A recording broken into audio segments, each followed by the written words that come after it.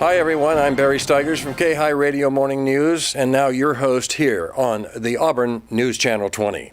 It's been a busy week in Auburn for the news people.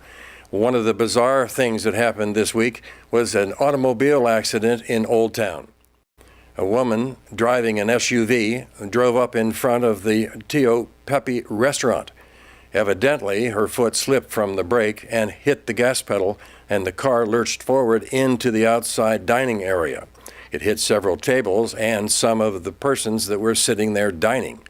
One male was pinned underneath the vehicle, and it took 2 trucks to move the SUV off his body, get him into a hospital, and get him for treatment. We have no update on his condition. We will follow that story for you. Interesting accident this week at the Auburn Airport. We very seldom are called to the airport for an accident. This one, fortunately, was what pilots would say, any landing you walk away from is a good landing. That was the case this week with a Bonanza V-tail owned by a local resident who's had many years of experience flying the aircraft. For some reason, his landing gear did not open and drop down so that he could land on those wheels. They say they think it was some sort of a circuit breaker problem. The pilot landed the plane with very little damage. However, the FAA closed down the airport for several hours while they did the basic investigation. After a couple of hours, the airport was reopened for normal traffic. Auburn is lucky to have a very nice airport facility, and it is quite busy. So aircraft would have been sent to another airport for those 2 hours while it was closed. Again, nobody was hurt. Part of the feature of this newscast in the past few weeks, we've been talking about mental health and the homeless. There are several homeless people. We're getting all kinds of numbers, but it appears to be somewhere between 200 and 500 people. Now, homeless know no boundaries, and it changes on a daily basis. But we're pretty sure that there are several hundred homeless people in the Auburn area almost all of the time. I was surprised to know that the sheriff, Ed Bonner, has actually assigned a deputy to coordinate between the homeless and the sheriff's department. We talked with him, and here is his story and what he does. I'm Barry Stigers with the Auburn Community Television Channel and News Channel 20. Standing with me here at the Auburn Justice Center is Kevin Griffiths. Tell me about your job. I'm fascinated first because I think you may be one of the few sheriffs in the state of California that actually has some dedicated resources that are trained to do this.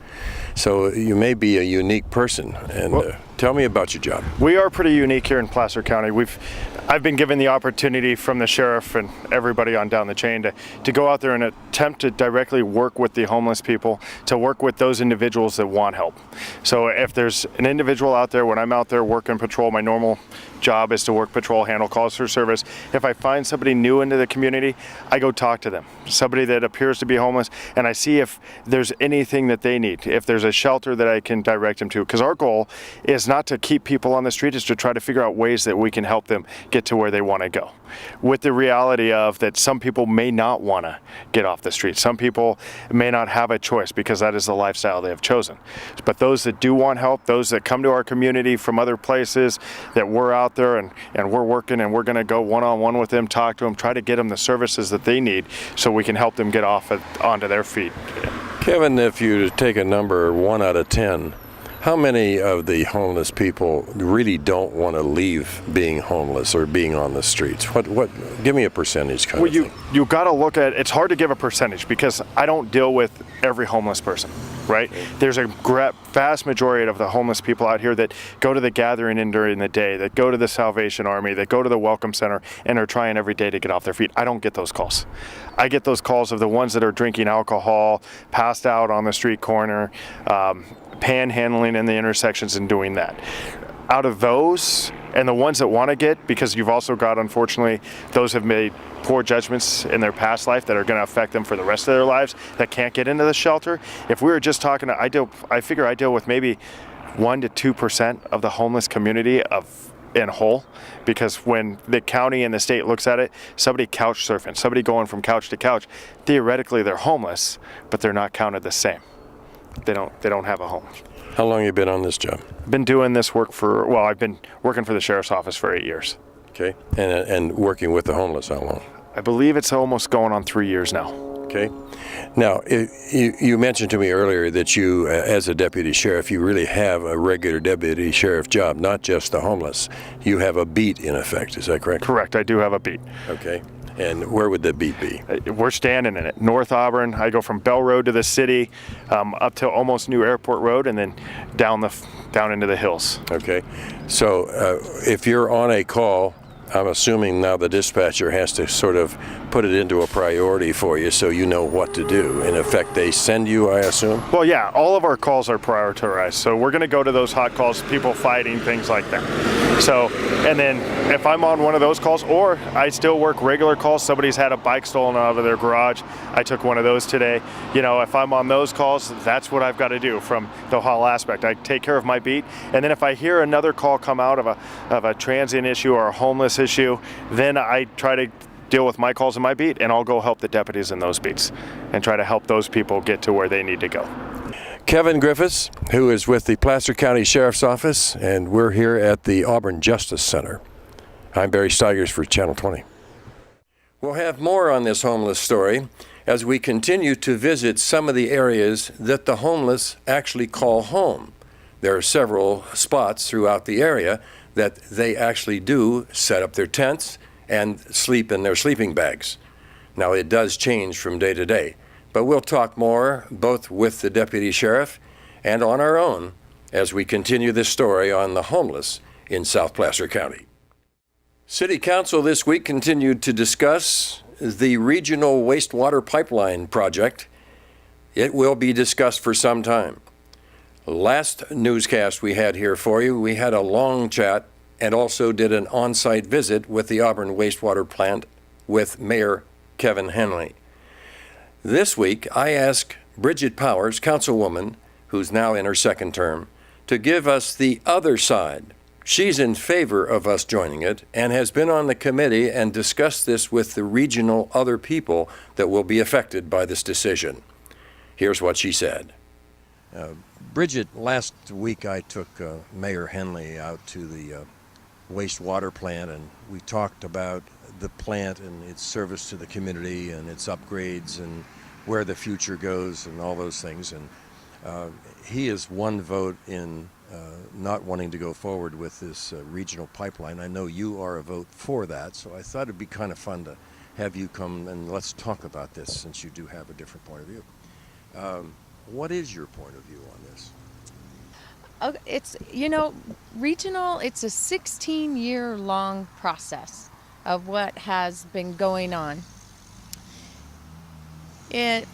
About 16 years ago, the State Water Resource Board said, we want to see this region go regional. We want to have a regional wastewater treatment plant because it's easier for the increased mandates, it's easier for the community, it's easier to process. So they put a group together, and that group consisted of Colfax, Placer County, I believe Newcastle was a part of it, I believe Lake of the Pines had some say in going in that direction, and the city of Lincoln, and of course again Placer County and Auburn.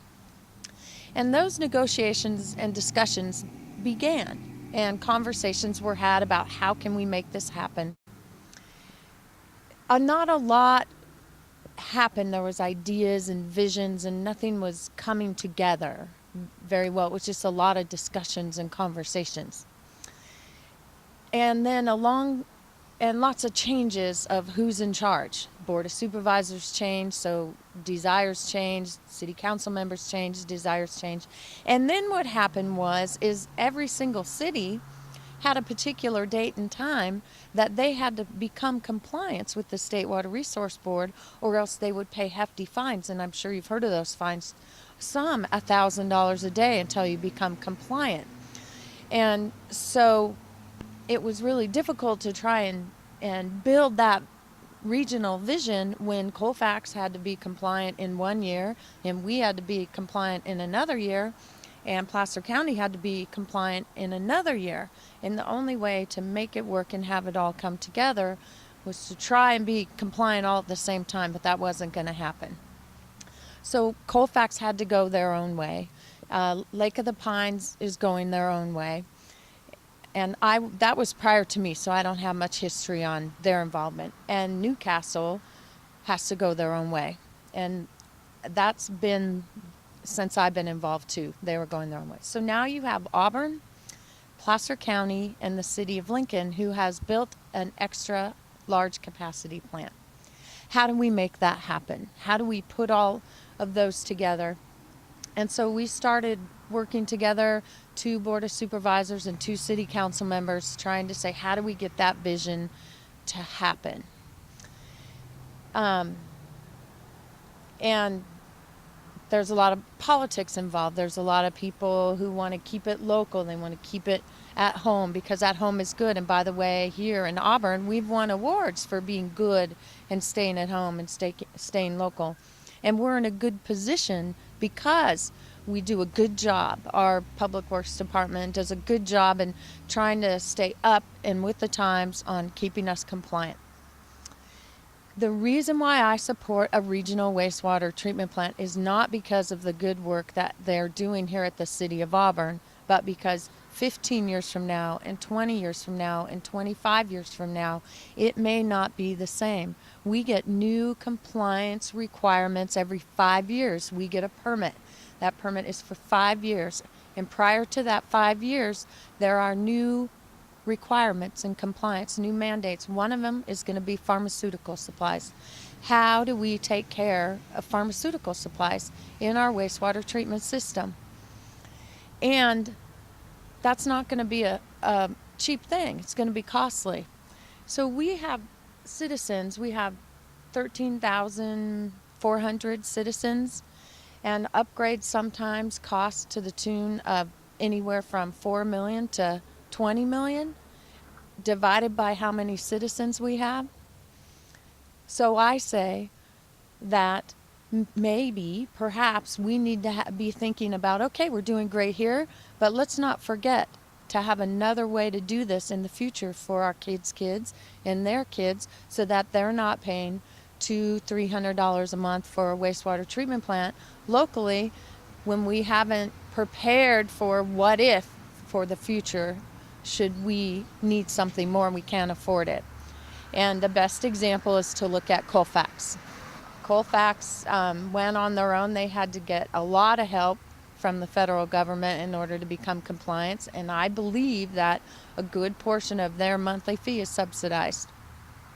We asked for some help with the county to subsidize because they wanted us to join in, because the cost per constituent, the cost per household, with us going with them was going to be significantly higher than what we pay now. So we asked, is there a way that you can help us supplement some of that cost, and then we can join you? Because if our rates go from $60 to $95, that's not a good number. We know 15, 20 years from now, we might already be at that number, but we don't want to be at that number right now. Help us just mitigate some of that cost over the next 5 years while we're still compliant, and then we can go regional, and then we can be preparing for the future of our kids' kids and their kids and the environment, and doing what's right for the long term. So even though that Auburn is pretty well built out, there is not a whole lot more land to put construction, so the burden on the treatment plant wouldn't come from that area. What you're saying is, though, that the upgrade to handle pharmaceuticals would be the next big cost hit to that plant. Yes, yes. Now, the other hidden cost that I haven't heard a whole lot of discussion on, and that is when you shut that plant off, if in fact you do, then the replacement water that goes down the ravine, that's a cost. Does anybody know what that cost could be? Yes, that is a cost, and in our negotiations, in our discussions with Lincoln and Placer County, that was our big concern, because we want to save the ravine, and we have salmon who are working their way up here, and someday might be right behind here at the City Hall. And in our negotiations with Lincoln and Placer County, we asked that they address that to make sure that that was not something that was going to be a burden on the city of Auburn, but was going to be a burden on the Joint Powers Authority, so to speak. We didn't have a JPA set up quite yet, but that burden would be on the JPA to make sure that we had continued water. Now, if we go forward and join the pipeline system, which is a pretty good cost, a lot of pipe to be laid and so on, but what happens to the existing wastewater plant then? You don't just tear it down, shut it off, and that big system we have out there, the sun-powered system that we have there, the solar system, which seems to be working very well and saving the city quite a bit of money. First of all, for right now, where it sits is Placer County is offering us capacity in their pipeline, not for us to join, just capacity in the pipeline. If we reserve that capacity, nothing changes here. We continue to run our wastewater treatment plant exactly like we're doing right now. We get to our 5-year time for compliance and we say, okay, what do you want from us this time around? We get costs on what it would be to improve what we have right here at home. And if that cost turns into $20 million, and we think that perhaps maybe by reserving that capacity, we could join into that capacity and have that cost be $20 million to join in, and then it's an even cost, then we would have to shut down that plant.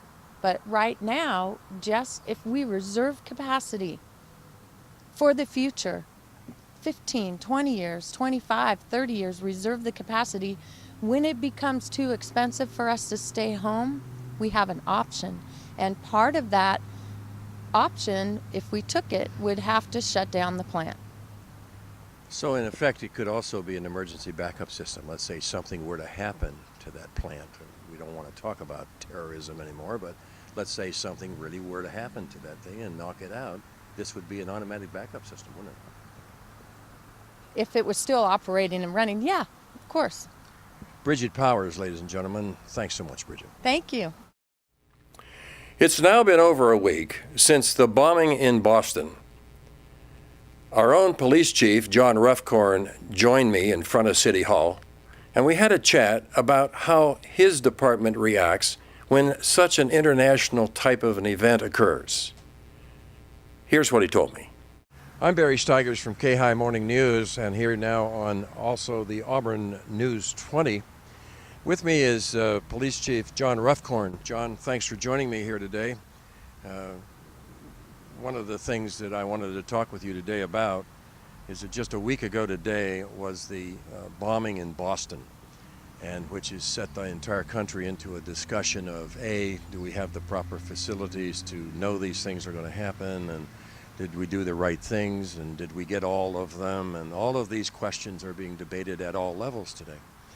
You being the police chief, I know that since 9/11 there's been some great improvements, but the good question this morning, the FBI is getting pounded pretty hard by the political community as to why didn't they know this was going to happen?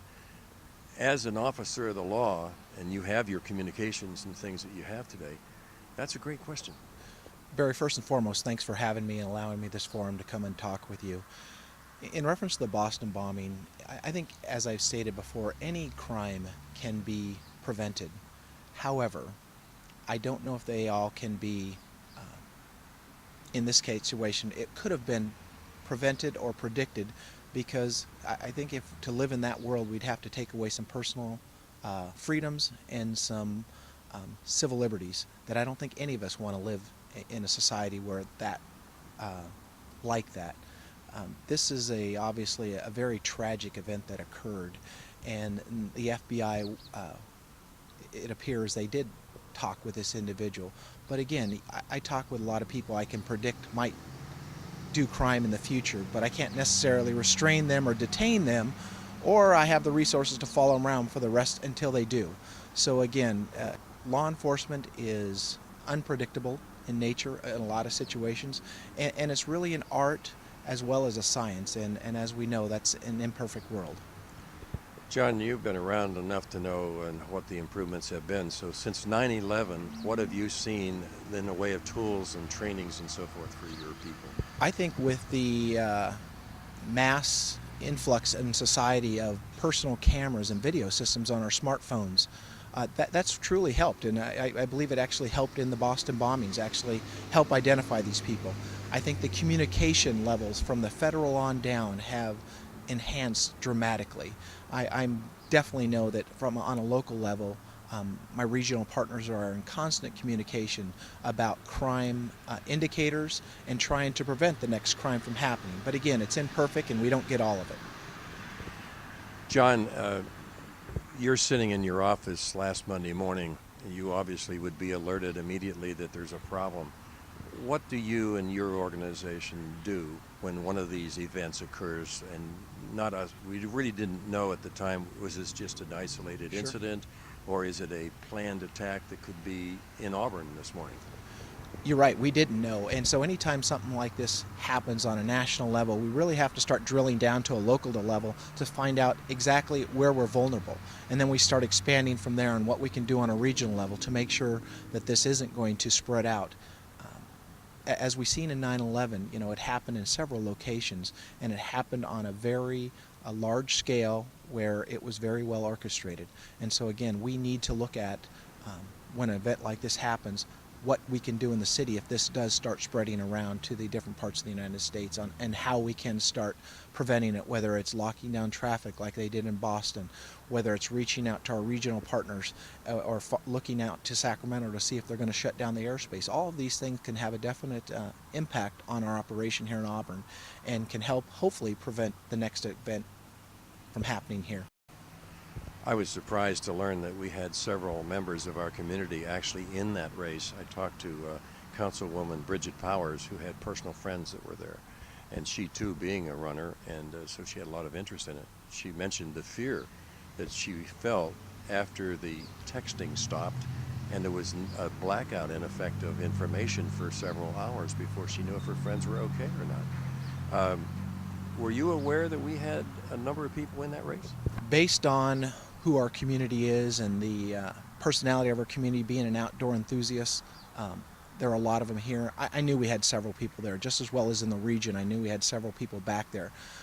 I personally did not know any of them who were there, but I knew, just like I said, based on who our community is, that we would have several runners there. And so obviously our worry goes out to the family members here and trying to get them information as soon as possible. And again, they blacked out a whole city, so it was up to the individuals to personally get on a landline and start calling to make sure and reassuring their family members that it was okay. And that didn't necessarily information come through the police department.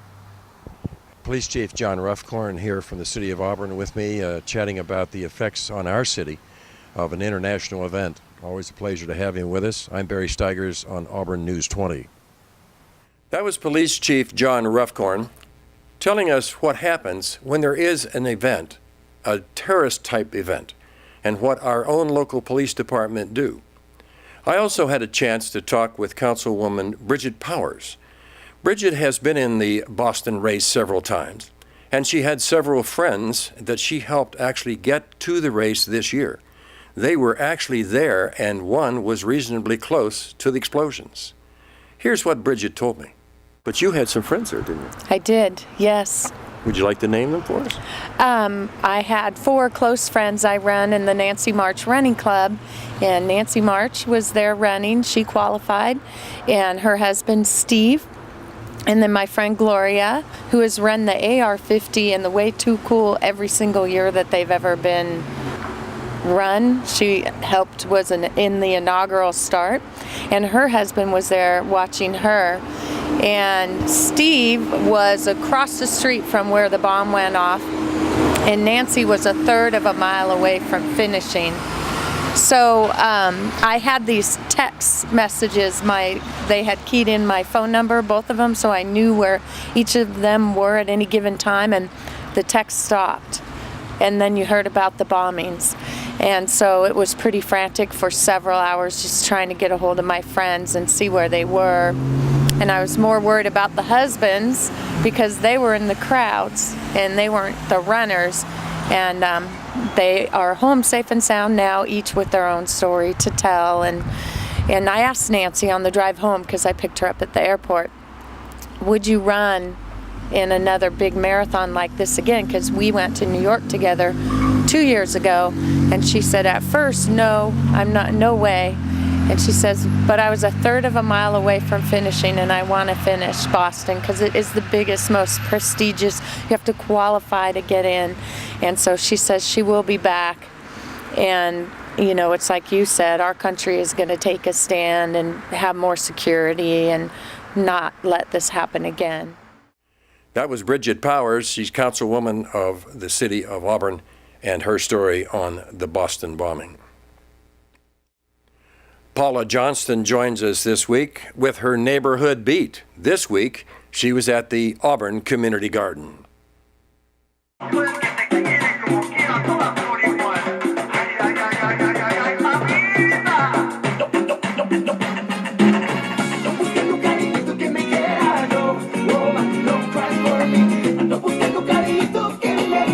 Hello, I'm Paula Johnston with Auburn News 20, and I'm at the back of the City Hall in Auburn today, and as I was about to get into my car, I noticed that there was some activity. Now, I've heard that there's a community garden here, and I happened to bump into a lady that I've met before, Katie Fries. Katie, tell us what's going on. Well, we have a community garden down here, which is open to the public and able to support some local native plants. We have some mandarin trees, some blueberries, and there's some ornamental plants that are conducive to the native oaks that we're protecting. This is a natural oak habitat that is protected by the Placer Land Trust. And so this area is open, as I mentioned, for use by the public, and we'll be supporting some crops that would be just come and pick as it's ripe. Above us up here, we have a 26 plots that we are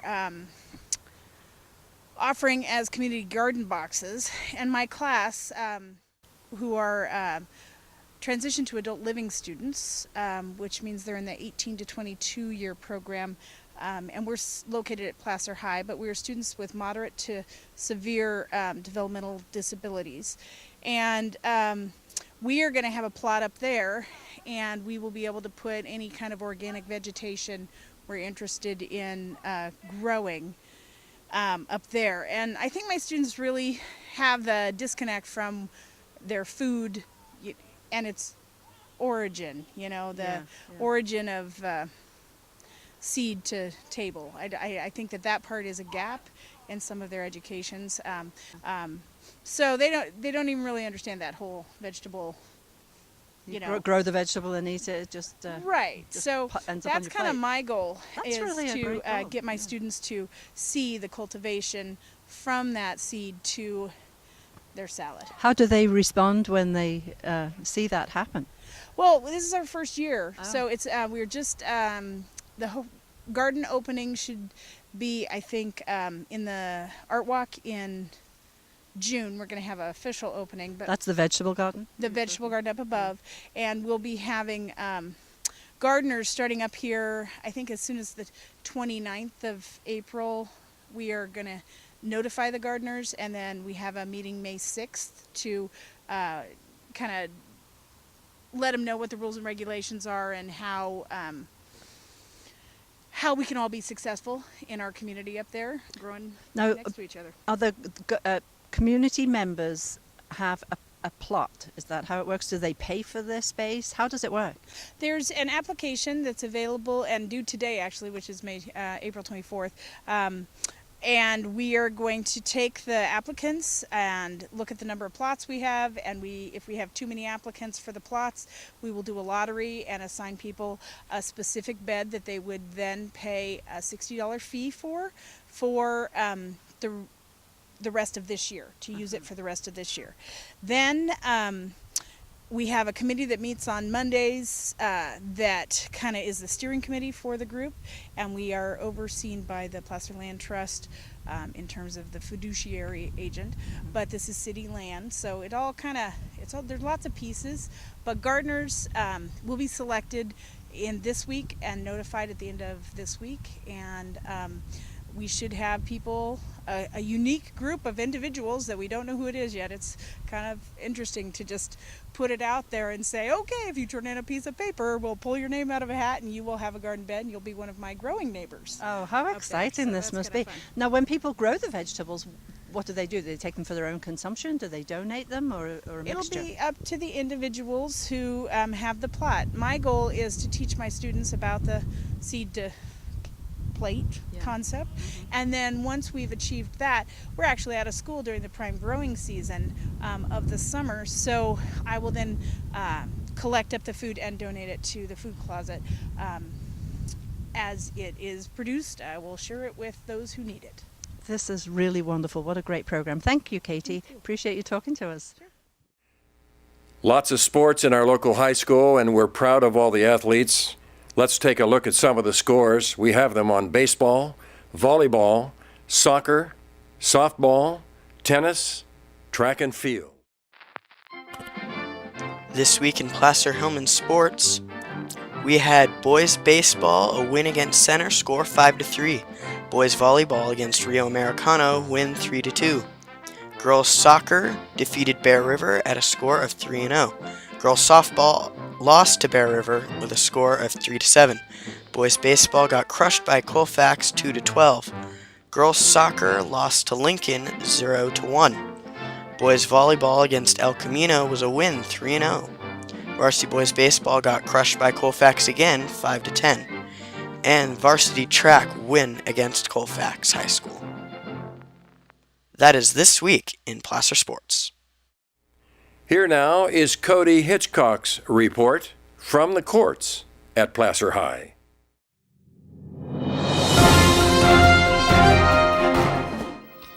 Hello Barry, this is Cody Hitchcock, the Hillman flag runner, at the tennis match of Placer versus Colfax.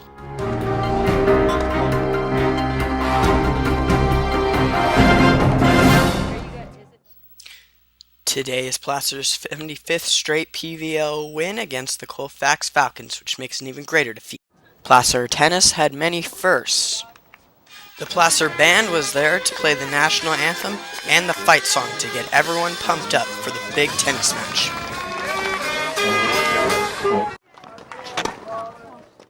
The large Hillman crowd showed enthusiasm towards their teammates.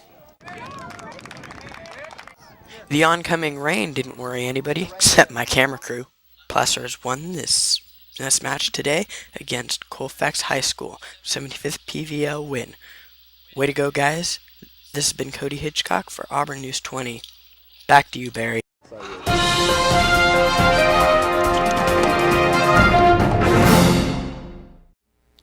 Thanks for joining us on the Auburn News 20 program.